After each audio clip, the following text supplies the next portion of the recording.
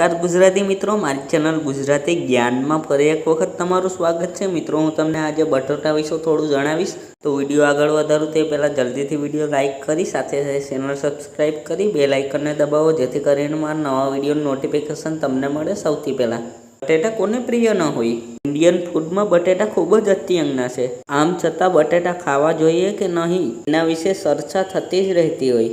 ઘણા લોકો કહેતા હોય કે બટેટા ખાવાથી આળસ અને ચરબી વધે છે, તો કેટલાકનું કહેવું છે કે બટેટા સ્વાસ્થ્ય માટે ખૂબ જ સારા છે। તો ચાલો મિત્રો વાસ્તવિકતા જાણીએ। તો મિત્રો, બટેટા પોષક તત્વોથી ભરપૂર હોય છે। એમાં ભરપૂર માત્રામાં કાર્બોહાઈડ્રેટ હોય છે, જેને આપણું શરીર આસાનીથી પચાવી શકે છે એવું વૈજ્ઞાનિકનું માનવું છે। બટેટામાં સ્ટાર્ચ વધારે હોવાનું જણાવી કેટલાક એક્સપર્ટ બટેટા ખાવાની ના પાડતા હોય છે। એવું મનાય છે કે બ્લડ શુગરની બીમારી હોય તેવા લોકો માટે બટેટા ખૂબ જ ફાયદાદાયક છે, પરંતુ હકીકત એ છે કે બટેટામાં રહેલા સ્ટાર્ચ અને કાર્બોહાઈડ્રેટને કારણે ક્યારેય એકાએક બ્લડ શુગરમાં વધારો થતો નથી, તે ખોટી માન્યતા છે। બટેટા ખાવા સમયે આપણે એક મોટી ભૂલ કરીએ છીએ કે આપણે તેની છાલ ઉતારી નાખીએ છીએ।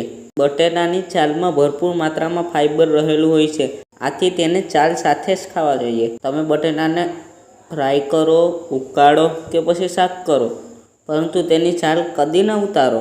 તેની છાલમાં ઘણા ફાઇબર હોય છે।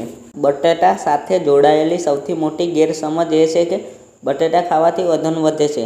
આ વાત સાવ ખોટી છે। તમે તેને તળીને ખાશો તો અવશ્ય ચરબી વધશે, પરંતુ તમે બટેટાને ઓછા તેલમાં પકવીને ખાશો તો ભરપૂર માત્રામાં વિટામિન સી અને બી મળશે। એકલા બટેટા ખાવાથી પેટ ભરાઈ જાય છે અને લાંબા સમય સુધી ભૂખ લાગતી નથી। આ ઉપરાંત તેમાં અનેક પોષક તત્વો રહેલા છે।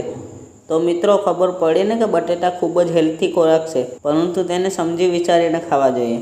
તો બસ મિત્રો, આજના વિડીયોમાં આટલું જ। તો મિત્રો, કેવો લાગ્યો વિડીયો? જો તમને પસંદ આવ્યો હોય તો તમારા મિત્રો સાથે જરૂર શેર કરો, અને હા, સાથે ચેનલ સબસ્ક્રાઈબ કરી લો, કારણ કે હું આવા જ્ઞાનથી ભરપૂર અને રહસ્યમય વિડીયો આપણી સરળ ગુજરાતી ભાષામાં બનાવતો જ રહું છું। તમારો બહુમૂલ્ય સમય આપવા બદલ ખૂબ ખૂબ આભાર।